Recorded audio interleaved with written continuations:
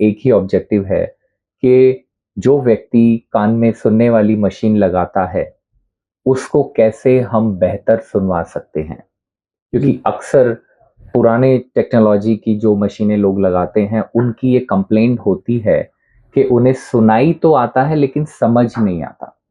नमस्कार दोस्तों, मैं हूं आलोक शर्मा और आज हमारे साथ हैं hearing add expert Shri Deepak Sharma ji.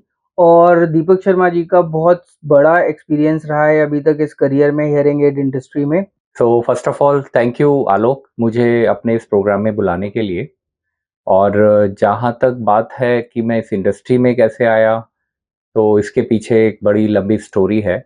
And वैसे मेरा ओवरऑल एक्सपीरियंस अगर मैं बात करूं, मेडिकल लाइन में लगभग 34 इयर्स का है और मैं हियरिंग एड इंडस्ट्री में पिछले लगभग 25 सालों से हूं।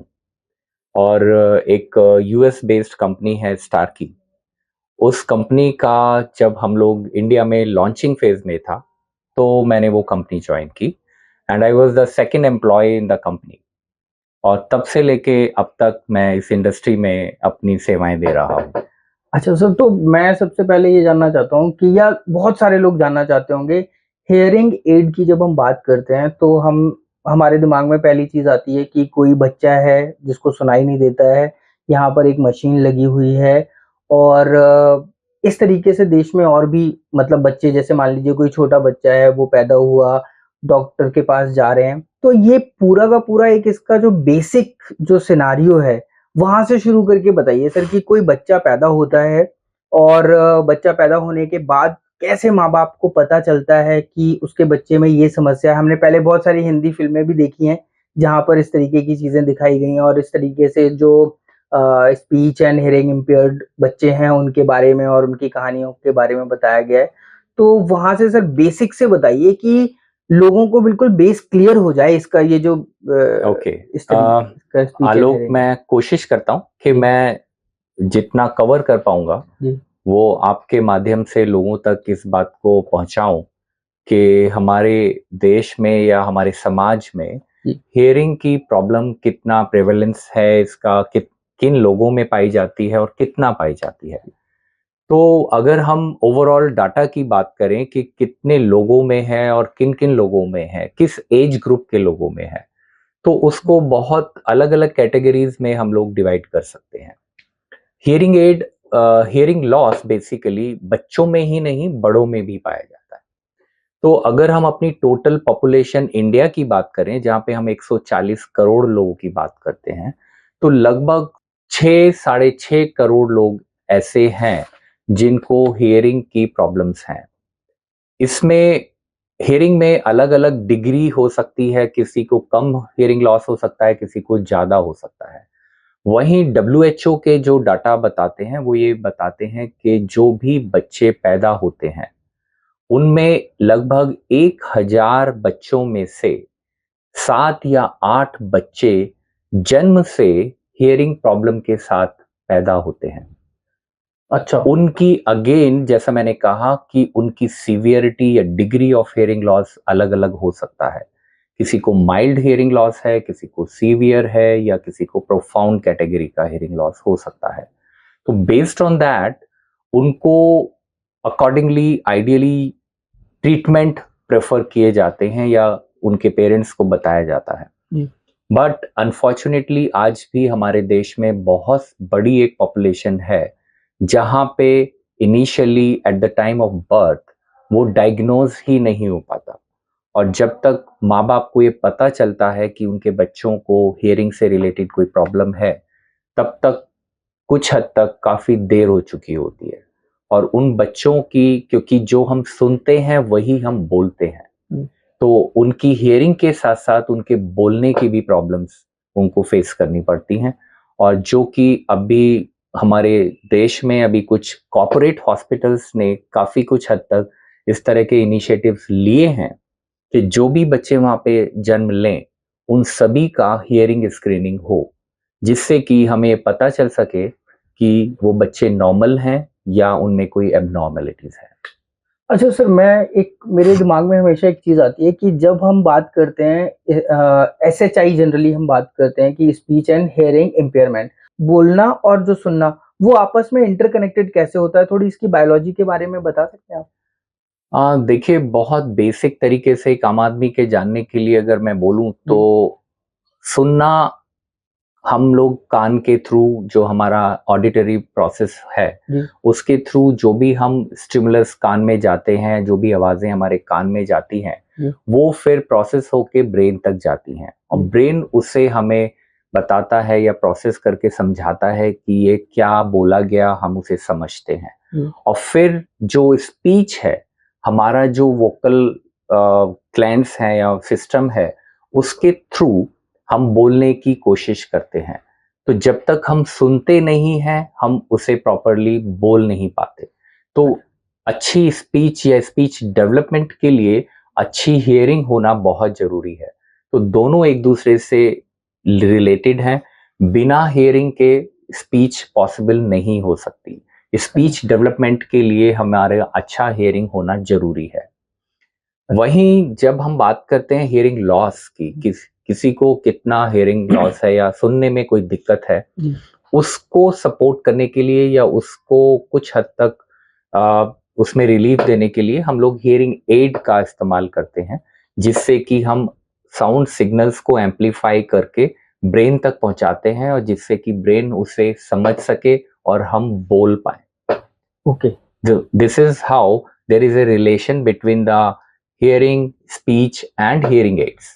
तो सर एक जो सबसे बड़ी जो सवाल उठता है या किसी के भी मन में होता होगा ये सवाल कि ये वाली जो बोल ना पाने की या सुन ना पाने की जो समस्या है, अगर हम उसकी जड़ पे जाना चाहें, तो इसका क्या बेसिक रीज़न क्या होता होगा? जब मान लीजिए कि कोई महिला प्रेग्नेंट है, उस टाइम पर क्या कोई दिक्कत हुई है या जीन्स में कोई दिक्कत है? क्या बेसिक कारण क्या है सर इसका? आलोक, ये बहुत अच्छा सवाल है और इसके बहुत सारे कारण हैं। कोई एग्जैक्ट रीज़न कई बार इवन मेडिकल साइंस में डायग्नोज नहीं हो पाते। जी, जेनेटिकल डिसऑर्डर्स भी होते हैं, कुछ हाई रिस्क बेबीज़ होते हैं जो जन्म के वक़्त जिनको कुछ प्रॉब्लम्स होती है। प्रीमैच्योर बर्थ हो प्रॉब्लम हो सकती है। हुँ, व कुछ स्पेसिफिक रीज़न्स की कम्युनिटी में हेरिडिटरी प्रॉब्लम्स होती हैं हुँ। और भी इंजरीज़ हो सकती हैं। अच्छा, ड्यूरिंग इंजरीज़ या कोई इन्फेक्शन हो सकता है, किसी ड्रग का रिएक्शन हो सकता है। तो there are lot many reasons जिसके हुँ, कारण से एक न्यूबॉर्न बेबी को हुँ, हियरिंग प्रॉब्लम हो सकती है।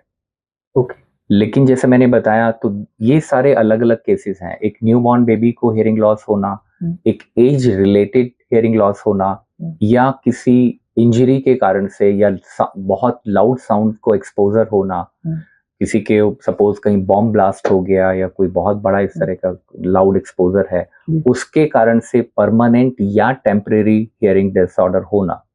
तो there are different type of hearing problems okay, जो हमारे समाज में हमें देखने को मिलती है। ओके। तो सर एक बेसिक ज़रा प्रोसीजर बताइए कि जैसे मान लीजिए कोई बच्चा आता है आपके पास या बुज़ुर्ग आते हैं, तो कोई भी आया, बच्चा आया तो उसके मम्मी-पापा बोलेंगे कि हमें भई हमारे बच्चे को सुनाई नहीं देता है, ऐसा हमें लगता है। या कोई बुज़ुर्ग आया कि उसने बोला कि मुझे सुनाई नहीं देता है। तो बेसिक जो टेस्ट्स होते हैं या प्रोसीजर होता है, थोड़ा हमारे व्यूअर्स को उसके बारे में बताइए कि ओके। कैसे, मतलब हाउ यू डायग्नोज़ कि क्या प्रॉब्लम हो सकती है? या क्या-क्या इसमें टेस्ट्स भी हैं? Again Alok, based on the age group जी, एंड हम लोग अलग-अलग पेशेंट्स में अलग-अलग हियरिंग को डायग्नोज करने के अलग-अलग तरीके हैं, अलग-अलग इक्विपमेंट्स के थ्रू हम लोग वो करते हैं। जी, क्योंकि ये कई बार सब्जेक्टिव टेस्ट है, जैसे न्यूबॉर्न बेबीज़ हैं जो बहुत छोटा 1 या 2 दिन के बच्चे हैं, तो ऑब्वियसली उनको हम उस तरीके से टेस्ट नहीं कर सकते जैसे किसी बड़े बच्चे को या बड़े व्यक्ति को टेस्ट करेंगे। जी, तो उसमें एक पर्टिकुलर टेस्ट है जिसको हम बोलते हैं ओई, ऑटो एक्रोस्टिक इमिशन टेस्ट।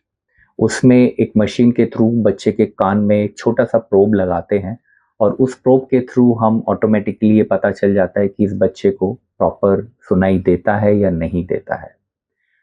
अगर उसमें बच्चे को कोई प्रॉब्लम लगती है कि यस इसमें बच्चे का रिस्पॉन्स ठीक नहीं है या वो टेस्ट फेल हो गया है, तो फर्दर फिर उसके डायग्नोस्टिक टेस्ट के लिए हम बोल भेजते हैं, जिसको हम ABR या बेरा टेस्ट बोलते हैं।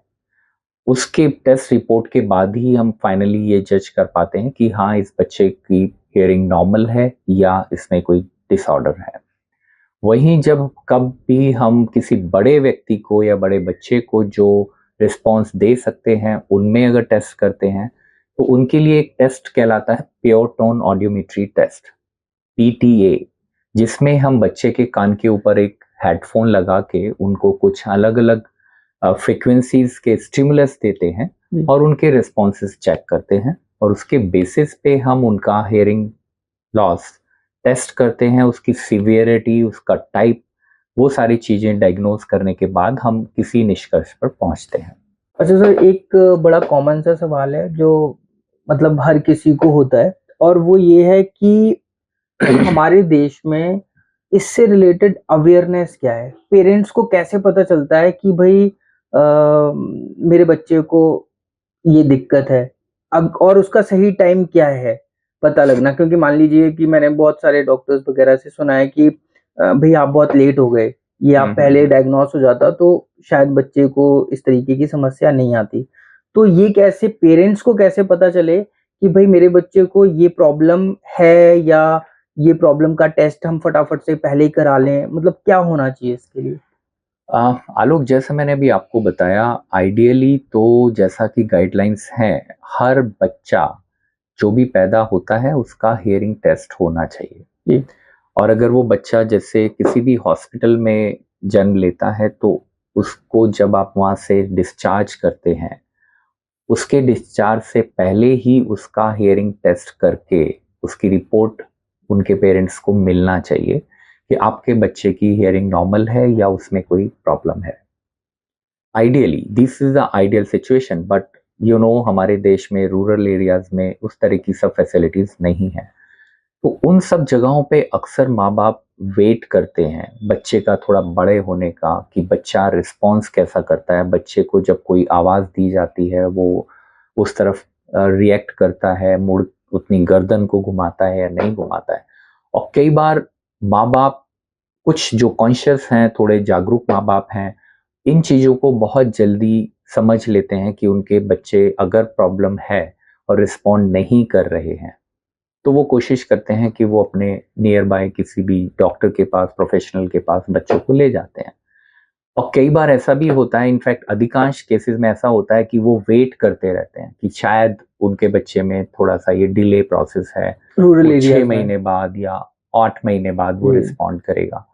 और अनफॉर्चुनेटली अक्सर ऐसा देखा गया है कि बहुत सारे केसेस में वो जो क्रूशियल पीरियड होता है जब हमें उसे डायग्नोज करा लेना चाहिए, वो समय निकल जाता है। और जैसे मैंने कहा, हियरिंग और स्पीच बोथ आर रिलेटेड। जो बच्चे सुनते नहीं हैं, फिर उनकी स्पीच भी डेवलप होने में दिक्कत होती है। तो अगर हमने अर्ली इंटरवेंशन नहीं किया, उन बच्चों को जल्दी से डायग्नोज करके जो रिक्वायर्ड रेमेडीज हैं वो नहीं दी, तो उन बच्चों की स्पीच भी डेवलप होने में प्रॉब्लम्स आती हैं। तो इसलिए मैं सभी से ये उम्मीद करता हूँ या सभी को ये रिक्वेस्ट करूँगा कि अपने जो भी न्यूबॉर्न बेबीज हैं उनका हियरिंग टेस्ट जरूर कराएं, जिससे कि उन बच्चों का डेवलपमेंट भी बाकी नॉर्मल बच्चों की तरह हो पाए।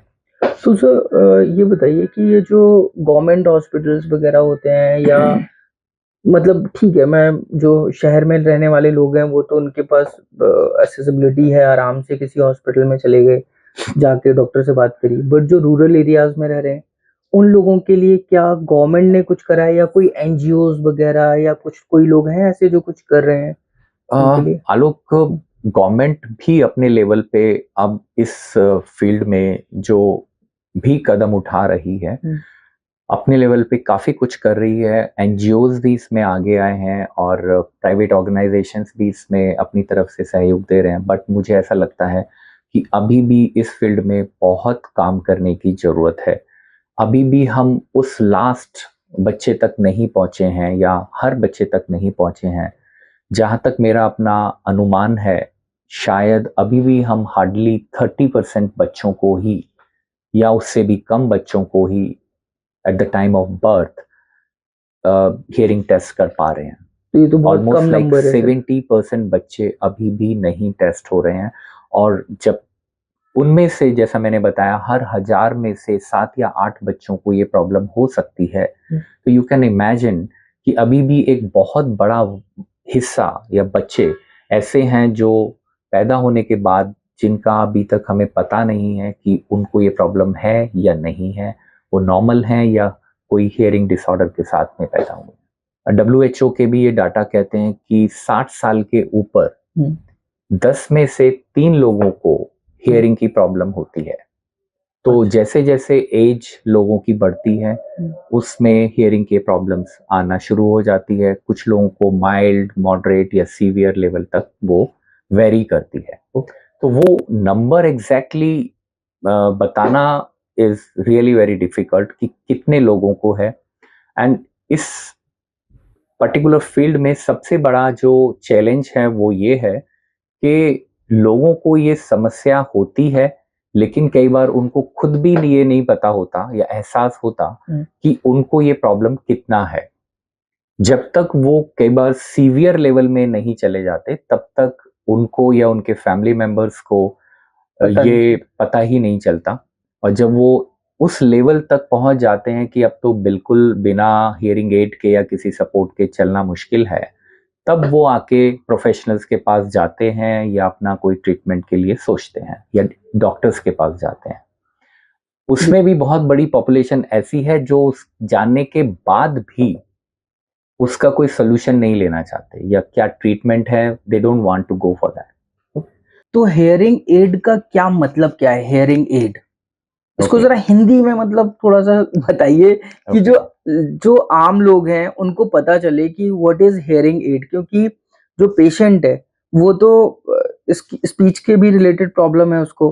तो जब हम हेयरिंग एड की बात करते हैं तो क्या उसमें स्पीच से रिलेटेड मेडिकेशन या थेरेपी या एनी इक्विपमेंट कुछ जो लगता है डिवाइस, तो वो हेयरिंग एड समझाओ सर क्या चीज होती है। ओके आलोक, अगेन मैं एक बहुत बेसिक जो आम लोगों को समझ में आ सके उस लैंग्वेज में समझाने की कोशिश करूंगा। हियरिंग एड मतलब कोई भी वो डिवाइस या मशीन जो आपको सुनने में मदद कर सके। वो लोग जिनको कम सुनाई देता है, और अगर हम उनके सुनने की क्षमता को थोड़ा सा बेहतर कर सकते हैं, बढ़ा सकते हैं, और वो सुन के समझ पाए, बेसिकली जो बात बोली गई है वो उनके कानों तक जाके उनके दिमाग में पहुंचे और वो उसे समझ पाए। तो hearing aid basically is an artificial device और external device which amplifies the sound.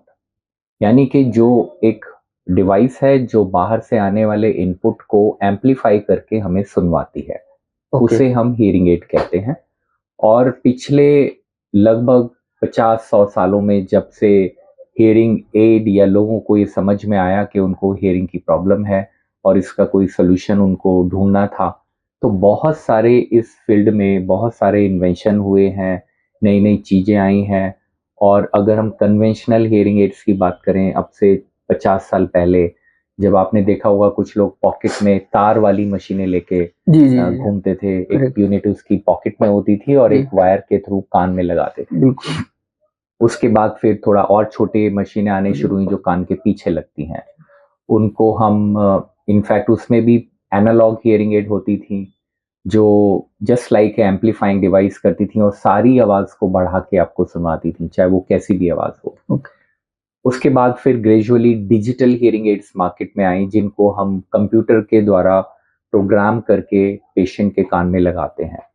तो अब धीरे धीरे उसमें भी बहुत सारे नए एडवांसमेंट हो गए हैं। अभी पिछले कुछ सालों में आर्टिफिशियल इंटेलिजेंस आप जानते हैं, जो कि आज की डेट में हर बच्चे के ज़बान पे है, व्हाट इज आर्टिफिशियल इंटेलिजेंस। तो वो सारी टेक्नोलॉजी भी अब नए हियरिंग एड्स में आने लगी हैं। और इस सब के पीछे सिर्फ एक ही ऑब्जेक्टिव है कि जो व्यक्ति कान में सुनने वाली मशीन लगाता है उसको कैसे हम बेहतर सुनवा सकते हैं। क्योंकि अक्सर पुराने टेक्नोलॉजी की जो मशीनें लोग लगाते हैं उनकी ये कंप्लेंट होती है कि उन्हें सुनाई तो आता है लेकिन समझ नहीं आता, मशीन लगाने के बाद भी। तो सारे साइंटिस्ट एंड रिसर्चर्स इसी फील्ड में अपना योगदान देने में लगे हैं कि किस तरह से हम ब्रेन को बेटर समझाने में या सुनाने में सफल हो पाएं, और उसी के लिए सारी रिसर्चेज हो रही हैं। तो ग्रेजुअली अब बहुत सारे लेटेस्ट डेवलपमेंट्स जो भी हुए हैं, उसमें नई डिजिटल हियरिंग एड्स आ गई हैं, रिचार्जेबल हियरिंग एड्स आ गए हैं। आप अपने मोबाइल के साथ या किसी और एक्सटर्नल डिवाइस के साथ हियरिंग एड को पेयर कर सकते हैं, जिससे कि आपको सारी चीज़ों में सुनने समझने में बेहतर और आसानी हो। तो सर ये जो जितनी भी जो ये हियरिंग एड जो डिवाइसेस हैं, इससे जो स्पीच से रिलेटेड भी कुछ कनेक्शन बनता है इसमें? ऑब्वियसली जैसे मैंने अभी आपको कहा कि अगर मैं अगेन एक आम भाषा में समझाऊं, हम जो सुनना है, हियरिंग है, इसको दो चीजों में हमें देखना होगा। एक है सुनना और एक है समझना। तो अगर हम देखें, जो पुरानी कन्वेंशनल मशीनें होती थी वो हमें बहुत लाउड तो सुनवाती थी, लेकिन समझने में फिर भी कहीं ना कहीं जो बात कही गई है या बोली गई है, कहीं ना कहीं दिक्कत हो रही थी। तो उसके लिए फिर और नए रिसर्च हुए कि भाई हमें सुनने के साथ साथ बेहतर समझ में भी आना चाहिए, तभी उस चीज का फायदा है। तो अब नई टेक्नोलॉजी के साथ में साइंटिस्ट इसी चीज पे ज्यादा अच्छा काम कर रहे हैं, और बहुत सारी इस तरह की नई मशीनें आ गई हैं कि जिसमें हमें अब बेहतर सुनाई भी देता है। और जो पहले मशीनें होती थी उसमें कान के अंदर लगाने से बहुत शोर आता था, और अक्सर उतने शोर के कारण से लोग मशीन को पहन भी नहीं पाते थे, क्योंकि उनके लिए वो बहुत इनकन्वीनियंट हो जाता था। सुनाई कम दे रहा है लेकिन शोर ज्यादा आ रहा है, तो लोग पहनने से ही मना कर देते थे। अब क्योंकि नई अच्छी मशीनें आ गई, बेहतर क्वालिटी की मशीनें आ गई, तो लोग उन्हें लगा के काफी कंफर्टेबल फील करते हैं और उन्हें पहनना चाहते हैं, और उससे उनका ओवरऑल लाइफस्टाइल इंप्रूव होता है। तो सर ये जो जैसे जो भी ये डिवाइसेस वगैरह हैं, इसको जैसे मैं आजकल देखता हूँ कि मैं अभी गूगल पर अगर टाइप करूँ कि हियरिंग एड डिवाइस, तो बहुत सारी डिवाइसेस सामने आ जाती हैं। और मैंने एक ट्रेंड देखा है आजकल पिछले कुछ सालों में कि लोग नेट पे सर्च करते हैं कि जैसे मान लीजिए किसी के फादर है, उनको को सुनाई कम दे रहा है, तो उन्होंने सीधे से नेट पे डालना है हियरिंग एड डिवाइस, और नेट पे देखा तो आजकल एडवर्टीजमेंट्स भी इस तरीके की बनने लग गई हैं कि मतलब एक कोई बुजुर्ग होगा, उसके कान में लगा हुआ है, फोटो उस तरीके से ली होती है और वो सेल कर रहे हैं।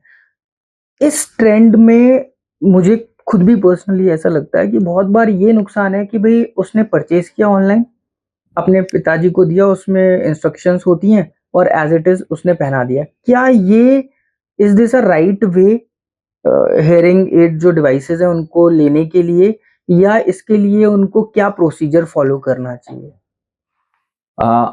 आलोक, आपने ये बहुत ही अच्छा सवाल किया है। आज के करंट सिनेरियो में जब कि हम देखते हैं कि हम लोग स्पेशली मेट्रो सिटीज में, या जो हमारी यंग पॉपुलेशन है, वो गूगल के ऊपर बहुत ज़्यादा डिपेंडेंट है, और वो हर चीज़ खाने पीने के सामान से लेके इवन हियरिंग एड तक वो गूगल पे ही या गूगल का सहारा लेके उसको लेना चाहते हैं और समझना चाहते हैं। जहाँ तक मेरी अपनी पर्सनल राय है वो ये कि मेडिकल, ये जो हियरिंग एड है ये एक मेडिकल डिवाइस है, और ये एक किसी भी व्यक्ति की जिसको हियरिंग एड की जरूरत है, इट्स ए मेडिकल इशू, उसकी हेल्थ से रिलेटेड जुड़ा हुआ एक मुद्दा है, जिसको उसे एक प्रोफेशनल के पास जाके ही एक्चुअली कंसल्टेशन लेना चाहिए।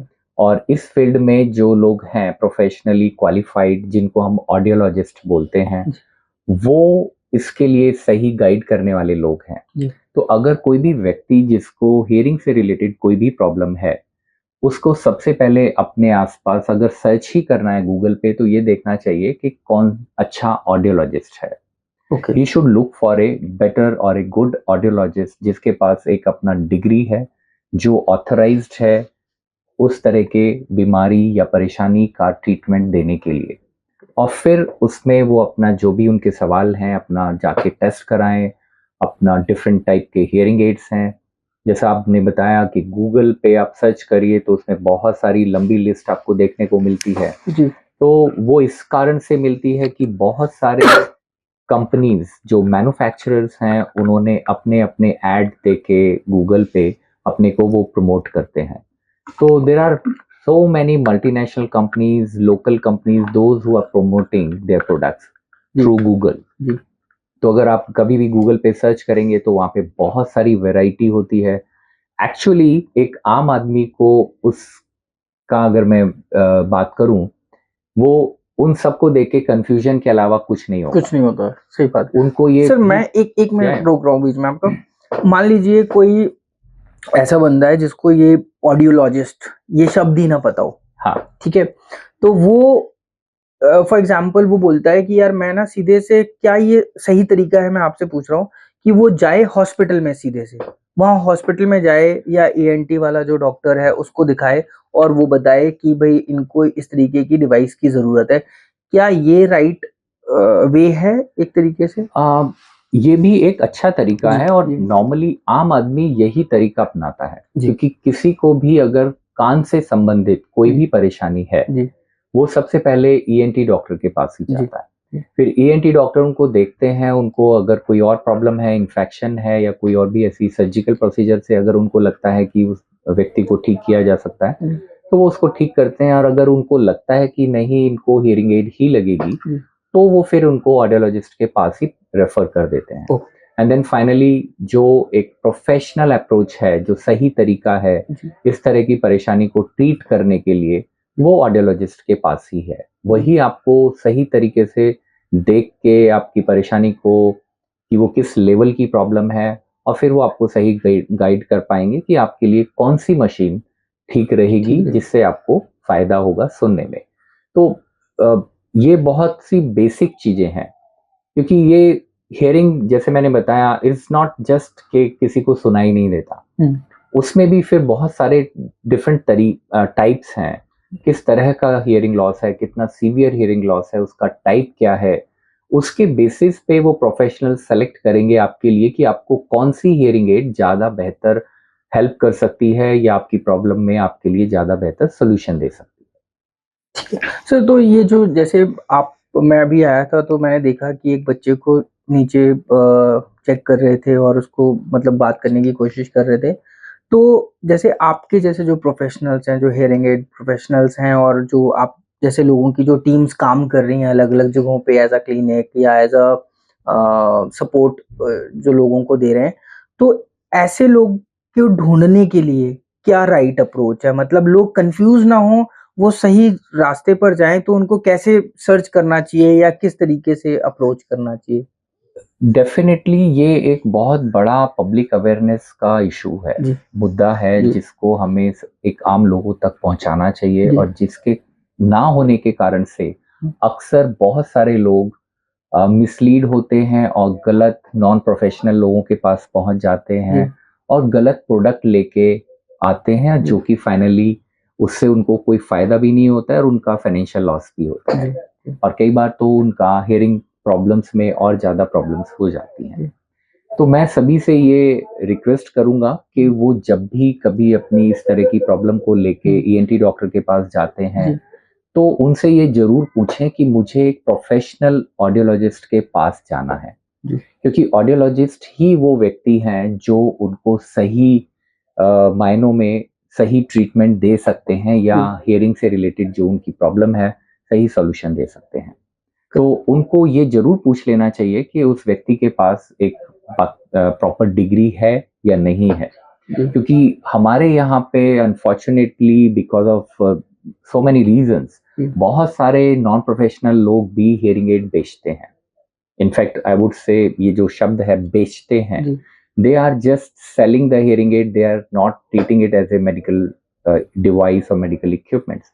हमारे यहाँ पे बहुत सारे चाइनीज आइटम्स आपको मेडिकल शॉप पे मिल जाएंगे जो बहुत सस्ते होते हैं, जिनका कोई गारंटी वारंटी नहीं है और इनफैक्ट अगर मैं कहूँ कि उनको लगाने से कई बार पेशेंट्स को एडवर्स इफेक्ट्स होते हैं। तो हमेशा जब भी किसी को हियरिंग से रिलेटेड प्रॉब्लम है तो वो ENT डॉक्टर के पास जाएं या अपने प्रोफेशनल ऑडियोलॉजिस्ट के पास जाएं और अपनी प्रॉब्लम का सॉल्यूशन लें। कि कोई ऐसे पेरेंट आपके पास आए हों बच्चे को लेके जहां पर केस बिगड़ गया हो सिवियरिटी बहुत ज़्यादा बढ़ गई हो और फिर आपने उसकी ट्रीटमेंट करा हो, बच्चे को थेरेपी दी हुई हो, तो उसके बारे में कोई ऐसा कोई इंसिडेंट हो तो बताइए? आलोक, ऐसे एक नहीं, मैं समझता हूँ हजारों ऐसे इंसिडेंट्स हैं। अनफॉर्चुनेटली हमारे देश में जो एक आम आदमी की अफोर्डेबिलिटी की अगर मैं बात करूँ तो वो बहुत अच्छी कंडीशन नहीं है। तो ऐसे बहुत सारे केसेस मुझे पिछले 25 सालों में देखने को मिले जहाँ पे वो बच्चे भी जो शायद जिनको सही समय पे सही हियरिंग एड मिल मिल मिल जाती तो वो अपने करियर में एक आम बच्चों की तरह से या प्रोफेशनली वो ग्रो कर सकते थे। But unfortunately because of the awareness, उनके पेरेंट्स ने इनिशियली इतनी अवेयरनेस शो नहीं की, and because of their financial conditions आज वो बच्चे एक तरीके से टोटली हियरिंग इम्पेयर्ड हैं और उनका मेन स्ट्रीम से वो टोटली कट गए हैं, अलग हो गए हैं। तो कहीं ना कहीं वो हमारे समाज के ऊपर एक तरीके से बर्डन बन जाते हैं क्योंकि हमने उनको इग्नोर किया जब उनकी हम एक सही दिशा में ला सकते थे। उस वक्त लोगों की अनअवेयरनेस के कारण से, पेरेंट्स की या जिसकी भी गलती है मुझे नहीं पता, बट हाँ, आज वो बेचारे मेन स्ट्रीम में नहीं है। तो ऐसे बहुत सारे केस हैं। हम लोगों ने स्कूलों में जाके, जो हियरिंग इम्पेयर्ड स्कूल्स होते हैं, वहाँ पे बहुत सारे बच्चों को, जैसे मैंने बताया, कंपनी के थ्रू हमने वहाँ पे हियरिंग एड डिस्ट्रीब्यूट की।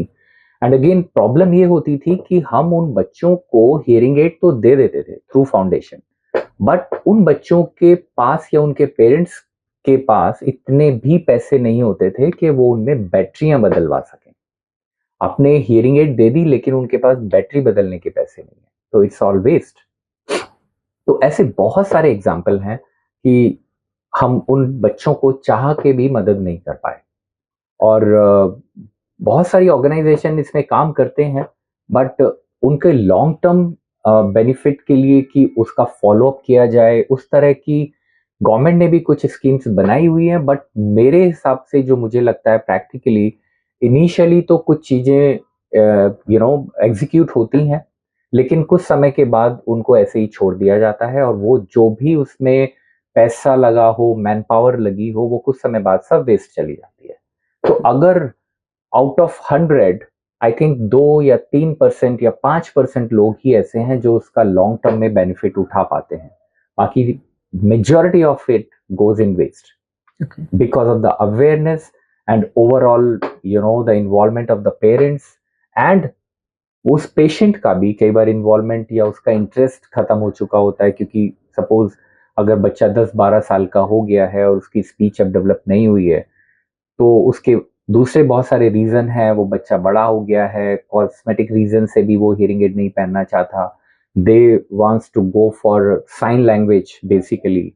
तो बहुत सारे ऐसे कारण हैं कि एक टाइम निकलने के बाद आप उन बच्चों को कुछ हेल्प नहीं कर पाते, अब वो हमारे समाज में एक अलग ही तरीके से फिर उनको देखा जाता है।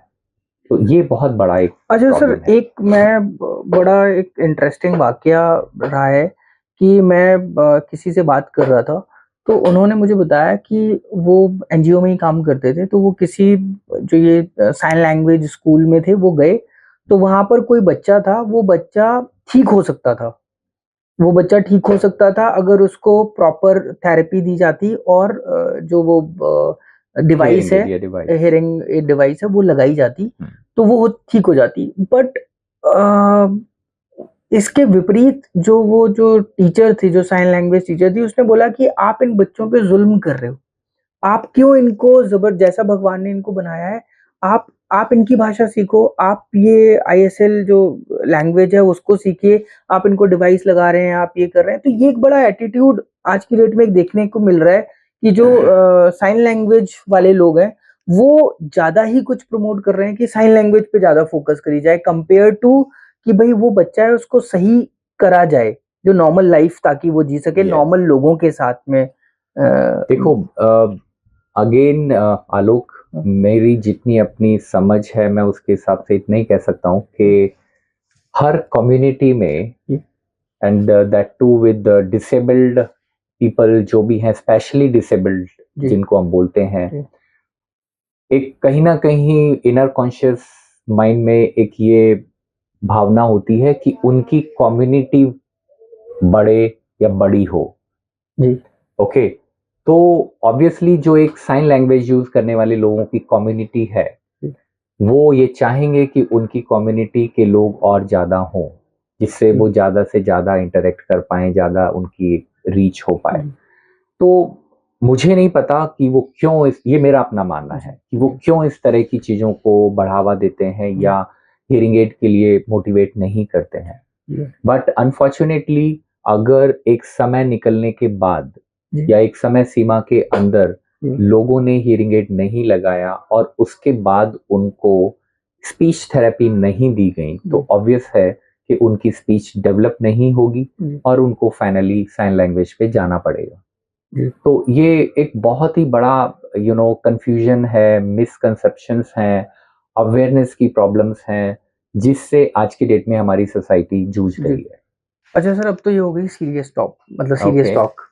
तो अब कुछ फनी चीजें बताइए कि मतलब कुछ ऐसी घटना घटी हो या कोई ऐसे लोग आए हों जब आपको मतलब पेट पकड़ के हंस रहे हो कि यार क्या हो रहा है ये। इनफैक्ट आलोक, ये जो प्रॉब्लम है, इसमें ऐसा कुछ फनी वाला नहीं है, it's a medical right, problem and right, बहुत राइट। सारे लोग बिल्कुल। इससे जूझ रहे हैं। हाँ, अगर मैं बात मतलब करूँ मैं जब थोड़ा मैं फन लेके आना हाँ, चाह रहा हूँ इस मैं समझ पॉडकास्ट गया में, आपकी बात। क्योंकि मैं खुद मानता हूँ कि मतलब ये एक नहीं परेशानी, है, इट्स अ बहुत बड़ी। प्रॉब्लम।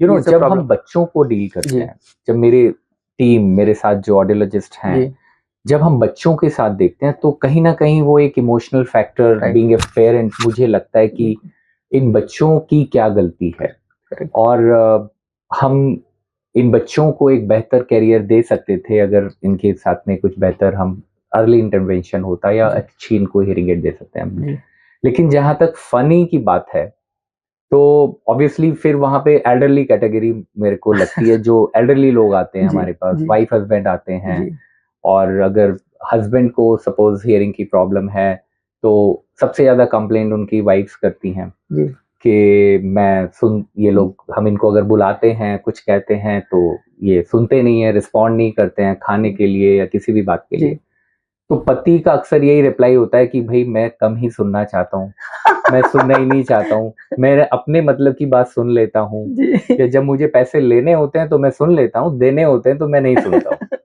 तो वो सबका अपना अपना एक्सक्यूज है, बट जी, यस, जी, hearing problem is actually, if somebody is suffering with the hearing problem, जी, one person जी, is suffering, जी, तो it's become a family problem। Right, क्योंकि सपोज अगर family, head of the family है, कोई सीनियर सिटीजन है जी, हमारे, और उनको ये प्रॉब्लम है, जो हियरिंग, हार्ड ऑफ हियरिंग है, जी, तो क्योंकि he is the decision maker in the family, और राइट, सारी फैमिली को उनके साथ बात करनी है, बच्चों को, उनके ग्रैंड चिल्ड्रंस को, राइट, और वो अगर प्रॉपरली रिस्पॉन्ड नहीं करते, तो वहाँ पे सिचुएशन थोड़ा-सा डिफ़िकल्ट हो जाती है करेक्ट, डील करना। जी, और ग्रेजुअली क्या होता है, सीनियर सिटीज़न को भी ये लगने लगता है कि यार मैं बात तो नहीं कर पा रहा हूँ या इनको प्रॉपर रिस्पॉन्ड नहीं कर पा रहा हूँ। तो वो ग्रेजुअली क्या होते हैं, वो लोगों से कटना शुरू कर देते हैं और वो अपने आप को कन्फाइन कर लेते हैं अपना कमरे में, और लोगों से बातचीत बंद होती है। तो वो अल्टीमेटली कहीं न कहीं उनको साइकोलॉजिकल प्रॉब्लम्स भी डेवलप हो जाती हैं। It may and lead to depression and yes, other so issues. there are researches which says कि डिमेंशिया या डिप्रेशन की प्रॉब्लम्स राइट, साथ जो हियरिंग लॉस के कारण से ग्रेजुअली डेवलप होने लगती हैं। तो okay, there are many funny incidences, जी, जब वाइफ हस्बैंड साथ में आते हैं, बच्चों जी, के साथ में आते हैं, तो जी। बहुत सारी ऐसी बातें हमें बताते हैं। अच्छा सर, मैं एक बड़ा इंटरेस्टिंग सा सवाल आया है कि क्या मतलब जो हमारी डेली हैबिट्स हैं, ईटिंग हैबिट्स, ड्रिंकिंग हैबिट्स, या मे बी अल्कोहल और स्मोकिंग और एनी अदर थिंग, क्या इससे भी हियरिंग जो है वो खाने गलत खान पान से भी हियरिंग, जब जैसे बुजुर्ग लोग होते रहते हैं तो उसमें प्रॉब्लम आती है? मतलब क्या, um, what is the main reason behind जो जब लोग बुजुर्ग होते हैं तो उनकी जो हियरिंग एबिलिटी है वो कम हो जाती है? okay, that is not directly, I would say कि just because of the eating habits या कुछ इस तरह की उसके कारण से हो भी सकता है, नहीं भी हो सकता है। अच्छा, लेकिन जो ज़्यादातर कॉमन प्रॉब्लम्स हैं, वो हम उसको बोलते हैं सेंसरी न्यूरल हियरिंग लॉस। अच्छा, तो हमारी जो नर्व्स हैं, जो कान से ब्रेन तक हमारे मैसेज को कन्वे करती हैं, जी, उनमें स्ट्रेंथ कम हो जाती है, वो वीक हो जाती हैं, जिसके कारण से हियरिंग प्रॉब्लम होती है। बट जैसे कि एक गलत खान पीन से कोई भी, अगर आप स्मोकिंग करते हैं, ड्रिंक्स करते हैं, एक्सेसिव कुछ भी प्रॉब्लम, तो आपकी ओवरऑल हेल्थ डिटोरिएट होती है, तो कहीं ना कहीं वो हियरिंग पे भी प्रॉब्लम करती है। बट इसका कोई ऐसा डायरेक्ट या इनडायरेक्ट लिंक ऐसा नहीं है कि just because of this reason a particular person has lost his hearing. Okay, but मैं तो यही कहूंगा, अगर आप अच्छी डाइट लेते हैं, अच्छा अपना ध्यान रखते हैं, तो उससे आपकी ये सारी समस्याएं कम हो सकती हैं या आप उससे बच सकते हैं। और सर मैंने एक चीज और नोटिस करी है कि मतलब मेल्स में ये चीज ज्यादा देखी गई है हेयरिंग लॉस की, फीमेल्स में हेयरिंग लॉस क्यों नहीं होता? उनके कान तेज होते हैं? I don't think so. जहाँ तक रिसर्चेस कहती हैं, ऐसा कुछ नहीं है। मेल और फीमेल में लगभग ये प्रॉब्लम बराबर सी ही है। अच्छा। और जितना मेल्स में है उतना फीमेल्स में है। तो it again depend upon the lifestyle, क्योंकि शायद मेल ज़्यादा एक्टिव लाइफस्टाइल जीते हैं। फीमेल्स हमारे यहाँ पे, स्पेशली अगर मैं इंडियन कॉन्टेक्स्ट में बात करूँ, घर में होती हैं, तो उनकी बहुत सारी चीज़ें भी, प्रॉब्लम्स हम लोगों के सामने तक आती नहीं है, या वो उसे डॉक्टर्स तक नहीं जाते हैं अपनी प्रॉब्लम्स को लेके, और वो मैनेज करते रहते हैं। Hearing is not emergency kind of situation. अच्छा। लोग उसको टॉलरेट करते रहते हैं जब तक वो बहुत सीवियर या प्रोफाउंड लेवल पे ना चली जाए। तो सर ये मतलब एज पर मतलब रिसर्च कह लीजिए या as per science, male female में बराबर बराबर है, मतलब कि इसमें कोई ऐसी वो है। और सर ये बताइए कि जो कॉस्टिंग की जब हम बात करते हैं, क्योंकि हियरिंग एड मतलब मैं बहुत बार देखता हूँ नेट पर कि एक ही डिवाइस 500 रुपए की दिखा रहा है, वही डिवाइस 5,000 की भी दिखा रहा है, वही डिवाइस 50,000 की भी दिखा रहा है। तो how to select the right device, and ये सर कैसे पता किया जा सकता है कि जो मान लीजिए जो पेशेंट है वो किसी ऑडियोलॉजिस्ट के पास आया, तो वो ऑडियोलॉजिस्ट अपना कोई माल तो नहीं जबरदस्ती बेच रहा है या अपना प्रोडक्ट तो नहीं बेच रहा है या कमीशन तो नहीं खा रहा है, या मतलब वो कहीं एक्सेसिव जो इनकम, एक्स्ट्रा इनकम जनरेट करने की कोशिश तो नहीं कर रहा है? तो थोड़ा पेशेंट के पॉइंट ऑफ व्यू से बताइए कि वो कैसे पता लगा लें कि यार हमारा ना बजट में भी चीजें हो जाएं और जो डॉक्टर साहब हैं वो बिल्कुल सही आलोक, दवाई आपने कर रहे हैं। बहुत अच्छा सवाल किया है, और जो कि आज की डेट में अगर मैं बात करूं, डिजिटल एरा में हम लोग जीते हैं, और लोगों के पास अगर जो भी थोड़े से अवेयर हैं और कनेक्टेड हैं, सारी इंफॉर्मेशन उनके पास है। हियरिंग एड में बेसिकली बहुत सारी वेराइटीज हैं।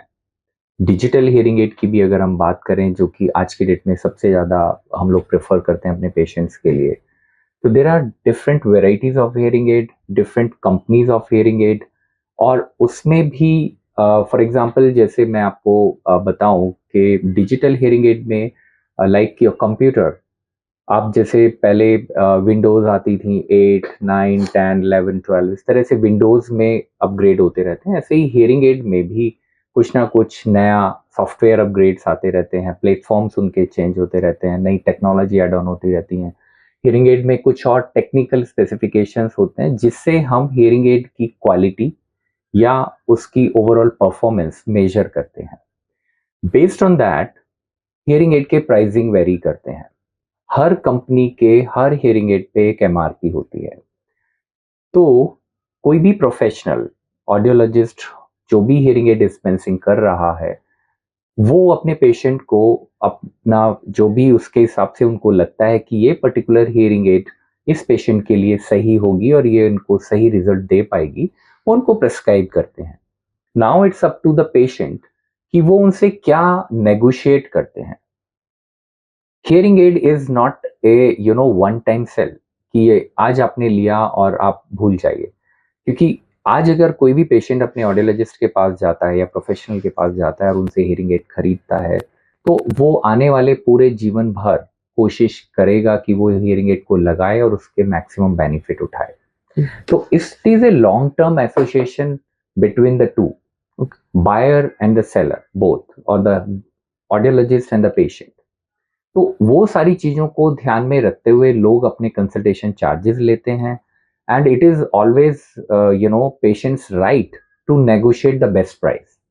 ये बात तो सही कही आपने। क्योंकि इसमें ऐसा नहीं है, it's not a one side right. Thing कि किसी ने कुछ भी बोला और आप लेके आ जाएं। अल्टीमेटली ये आपका अपना बजट, आपका लाइफस्टाइल, आपकी पॉकेट डिसाइड करती है कि आपका अपना बजट क्या है जिसमें आप वो हियरिंग एड खरीदेंगे। ऑडियोलॉजिस्ट या उस प्रोफेशनल का ये रिस्पॉन्सिबिलिटी बनती है कि वो आपको सही गाइड करे और आपको डिफरेंट ऑप्शंस दे कि आपके हिसाब से कौन सा हियरिंग एड आपके लिए बेस्ट सुटेबल होगा, एंड यू कैन चूज। वो आपको फोर्स नहीं कर सकते कि आप ये वाला ही हियरिंग एड लीजिए। Ultimately it's all your right. आपका अपना अधिकार है आप क्या लेना चाहते हैं या नहीं लेना चाहते हैं। हाँ, एक अच्छे और एक प्रोफेशनल ऑडियोलॉजिस्ट का ये जिम्मेदारी बनती है कि वो आपको सही सलाह दे और आप उस पे चलें। मैंने सर ये चीज़ बहुत नोटिस करी है, खासकर जो अनप्रिविलेज जो लोग हैं उनके साथ में, या जो गरीब लोग हैं, कि वो लोग मतलब जैसे मान लीजिए बहुत सारी जगहों पे क्लिनिक्स जो है, मान लीजिए किसी हाई फाई जगह पर हैं, थोड़ी सी पॉश लोकेशन में है, तो वो लोग को लगता है थोड़ा सा मे बी शायद इंफीरियरिटी कॉम्प्लेक्स होता होगा कि जाने में ये, तो उनकी रीच में बहुत सारे आजकल मैंने देखा है मार्केटिंग कंपनीज क्या करती हैं कि वो ऐसे लोगों को पकड़ती हैं और they used to sell their products कि अरे छोड़ो ना, आप डॉक्टर साहब के पास जाएंगे वहां पर और वो इतने रुपए चार्ज करेंगे, ये करेंगे। तो what message you want to give to common people कि यार उनको राइट अप्रोच मिले ताकि वो जाएं, मतलब यहाँ पर वो डॉक्टर कहाँ बैठा है उससे फर्क नहीं पड़ता कि कितनी अच्छी बिल्डिंग में बैठा है या अच्छे उसमें, पहले डॉक्टर के पास जाएं और चेक करें, बात करें। यस, ठीक है, वो देखिए मैं चीज। सभी को यही गाइड करना चाहूंगा कि आप इस चीज से ना घबराएं जी कि कोई भी प्रोफेशनल कहाँ बैठा है। जी ये हम सब की एज ए प्रोफेशनल, हमारी टीम जो ऑडियोलॉजिस्ट हैं, जी सबकी ये जिम्मेदारी है कि वो अपनी तरफ से जो हम लोग, इनफैक्ट अगर मैं बात करूं ऑडियोलॉजिस्ट की, जो लोगों ने अपनी क्वालिफिकेशन ली है, जो शिक्षा ली है, उसका ज़्यादा से ज़्यादा लोगों तक फ़ायदा पहुंचाएं। जी तो सबसे इम्पॉर्टेंट यही है कि लोग सही लोगों तक, जिसको इसी को भी हियरिंग की प्रॉब्लम है, जी वो सही ऑडियोलॉजिस्ट को ढूंढे, जी उनके पास जाएं, अपनी प्रॉब्लम बताएं। और हमारे इस फील्ड में बहुत सारे ऐसे अच्छे लोग हैं जी जो आज भी अच्छा काम करने में आगे हैं और हमेशा करते रहे हैं। जी उन तक पहुंचे, वो आपको आपके बजट के में जो भी बेस्ट सुटेबल हियरिंग एड है वो आपको सजेस्ट करेंगे। जी जरूरी नहीं है कि आपको हमेशा एक हायर एंड ही हियरिंग एड बताया जाए। जी तो जो आपके बजट में भी हो और जिससे आपको सबसे ज्यादा फायदा मिल सके, उस तरह की हियरिंग एड्स आपको वो गाइड करेंगे। जी। आप लीजिए और उसका मैक्सिमम फायदा उठाइए। सर एक टॉपिक जो है वो मिस हो गया, वो है थेरेपीज। हम्म। तो क्या मतलब जो हियरिंग एड जो लगती हैं उसके साथ में ये थेरेपीज के बारे में भी मैंने सुना है कि थेरेपीज होती हैं, तो वो थेरेपी क्या होती है उसके बारे में सर बताओ तो। ओके, तो बेसिकली जो these are the two different fields. One is audiology and the other one is speech related professionals. तो जो स्पीच थेरेपी देते हैं, जो लैंग्वेज डेवलपमेंट के लिए लोगों पे काम करते हैं, उनको हम स्पीच थेरेपिस्ट बोलते हैं। ओके। तो वो ज्यादातर उनका रोल तब आता है जब हम बच्चों में, जो बच्चे हियरिंग प्रॉब्लम से ग्रस्त हैं, जिनमें बचपन से या कुछ समय के बाद हियरिंग प्रॉब्लम डेवलप हुई है और उन बच्चों की स्पीच डेवलप नहीं हुई थी तब तक, तो वहां पे हम उनको हियरिंग एड लगा के स्पीच थेरेपी कराते हैं, जिससे कि वो उनका जो स्पीच है वो डेवलप हो सके।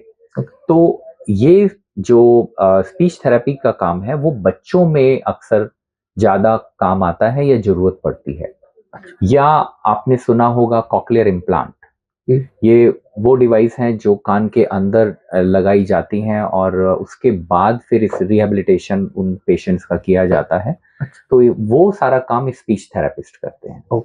तो उसके लिए अगेन उन लोगों को जिन्होंने स्पीच थेरेपिस्ट चूज किए हैं उनके पास जाना और उनसे सेशन लेना, and it's a long process basically.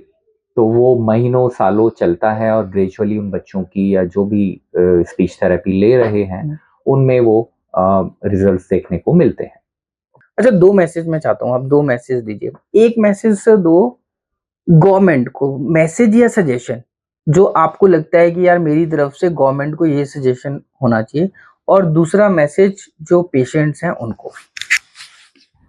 Government के लिए तो मेरा सिर्फ एक यही मैसेज होगा कि गवर्नमेंट की बहुत सारी ऐसी योजनाएं हैं जो स्पेशली एबल्ड लोगों के लिए गवर्नमेंट ने बनाई हैं, बट अनफॉर्चुनेटली वो उन लोगों तक पहुंच नहीं पा रही हैं। अगर कुछ हद तक पहुंचती भी है तो उनका फॉलोअप नहीं होता है। गवर्नमेंट अपने पास से हर साल करोड़ों रुपए के फंड्स रिलीज करती है, स्पेशली अगर मैं हियरिंग एड से रिलेटेड या हियरिंग इम्पेयर्ड लोगों की बात करूं तो उनके लिए हर साल करोड़ों रुपए का फंड्स आते हैं, बट अनफॉर्चुनेटली उसका अगर एक्चुअल बेनिफिट्स आप देखें तो शायद 2 या 3% पॉपुलेशन को भी नहीं मिल रहा है। तो इन सारी सुविधाओं को और बेहतर तरीके से एग्जीक्यूट करने की जरूरत है। और जहाँ तक आम लोगों के लिए मैं बात करूं तो मुझे लगता है कि लोगों में अपने हियरिंग को लेके थोड़ा सा और सेंसिटिव होने की ज़रूरत है, क्योंकि हमारे समाज में जब से हम लोगों ने मोबाइल और हैंड्स फ्री और इस तरह के गैजेट्स का बहुत ज़्यादा यूज़ करना शुरू कर दिया है, तो इससे थोड़ा सा बचें, क्योंकि अल्टीमेटली एक्सेस ऑफ यूजेस, आप जो भी हैंड्स फ्री यूज़ करते हैं या बहुत ज़्यादा फ़ोन कॉल्स अटेंड करते हैं, तो कहीं ना कहीं आप अपनी हियरिंग हेल्थ की प्रॉब्लम्स को बढ़ावा दे रहे हैं, और आने वाली जनरेशन के लिए ये एक बहुत बड़ा प्रॉब्लम हमारे सामने होने वाला है। तो मैं सभी से ये रिक्वेस्ट करूंगा कि कोशिश करें कि इस तरह की प्रॉब्लम से बचें, और इस तरह की डिवाइसेस को जितना कम से कम मिनिमम इस्तेमाल हो उतना अच्छा, जिससे कि आपको हियरिंग की प्रॉब्लम्स ना हो।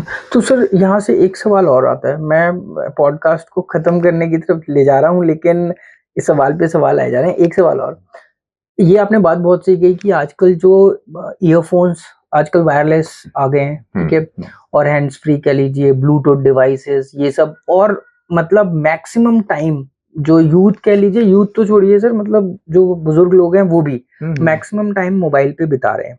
तो उससे जो ईयरफोन्स जो लगा रहे हैं, उससे क्या फर्क, क्या प्रॉब्लम आ रही है? और मुझे एक चीज और बताइए कि जो कॉर्डलेस जो ईयरफोन्स हैं या ब्लूटूथ वाले हैं, उसके कंपैरेटिवली जो वायर वाले हैं, क्या उन दोनों में कुछ फर्क पड़ता है, या दोनों ही हार्मफुल हैं, या क्या? इसके बारे में अल्टीमेटली दोनों ही हार्मफुल हैं, और excess of anything is harmful. तो आजकल जो हम देखते हैं यंगस्टर्स, हमारे जो बच्चे हैं और यूथ हैं, जब से जैसे मोबाइल का, इंटरनेट का यूजेस बढ़ा है, तो वो अक्सर घंटों घंटों फ़ोन पे वायरलेसली या वायर एसेसरीज के थ्रू म्यूज़िक या जो भी वो देखते हैं, सुनते हैं। एंड अनफॉर्चुनेटली अभी तो नहीं, बट मुझे ऐसा लगता है कुछ समय बाद, सालों बाद, उनको इसके एडवर्स इफ़ेक्ट देखने को मिलेंगे। और अभी भी हमारे पास कुछ ऐसे केसेस आते हैं जिनमें हम देखते हैं कि कुछ बच्चों को बहुत ज़्यादा, जो अक्सर कॉल सेंटर के बच्चे हैं या जो नॉइज़ एक्सपोज जिनका ज़्यादा वो होता है, वहाँ पे हमें हाई फ्रीक्वेंसी हियरिंग लॉस देखने को मिलते हैं, एंड दे आर जस्ट 20, 22, 25 साल के बच्चे हैं। तो मैं सभी से ये रिक्वेस्ट करना चाहूँगा कि बहुत ज़्यादा इस तरह की डिवाइसेस का इस्तेमाल ना करें काफ़ी लंबे समय तक। घंटों घंटों जब आप कॉल पे होते हैं या म्यूज़िक सुन रहे हैं, तो वो आपकी हेल्थ के लिए, हियरिंग हेल्थ के लिए स्पेशली काफ़ी नुकसानदायक है।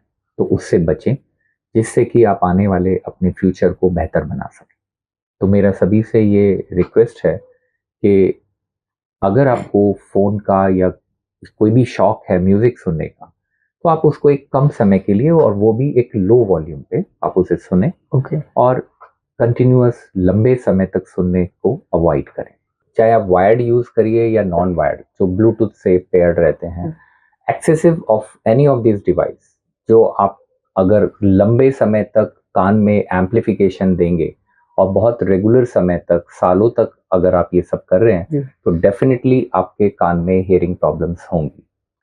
तो सर इस पॉडकास्ट को अब यहाँ पे विराम देते हैं, और आपका हाथ जोड़कर बहुत बहुत धन्यवाद कि आपने टाइम दिया, और मैंने आपके इतने बिजी शेड्यूल से आपका इतना टाइम लिया, और इससे बहुत सारे लोगों को फायदा होगा। जो जो हमारी कन्वर्सेशन हुई, जो चीज़ें आपने बताई, इससे 100% बहुत सारे जो लोग हैं जिन तक ये वीडियो पहुँचेगा, उन्हें जो इसके बेसिक्स जो हैं वो क्लियर होंगे। और दोस्तों, मैं आप लोगों से रिक्वेस्ट करता हूँ कि सर के साथ कनेक्ट हों। सर का क्लिनिक का जो डिस्क्रिप्शन है, उनका मेल आईडी, फ़ोन नंबर मैं डिस्क्रिप्शन बॉक्स में डाल दूँगा। और ज़्यादा से ज़्यादा लोग इस वीडियो को अगर चाहें तो शेयर करें अपने सर्कल में, या किसी ऐसे व्यक्ति के साथ जिसे हियरिंग से रिलेटेड या स्पीच से रिलेटेड प्रॉब्लम है, तो सर के साथ कनेक्ट हो सकते हैं। और sir, thank you very much. Thank you Alok, thank you very much. और आपके सभी दर्शकों के लिए जिन्होंने मुझे सुना, और मैं आप सबका बहुत आभार प्रकट करता हूं, और आशा करता हूं कि हमारे इस डिस्कशन से लोगों को थोड़ा भी अगर फ़ायदा मिलेगा तो मेरे लिए ये बहुत अच्छी बात है। और अगर किसी को भी कभी भी कोई भी इस तरह की हेल्प चाहिए तो we are always there to help him. Thank you very much. Thank you sir. Thank you sir.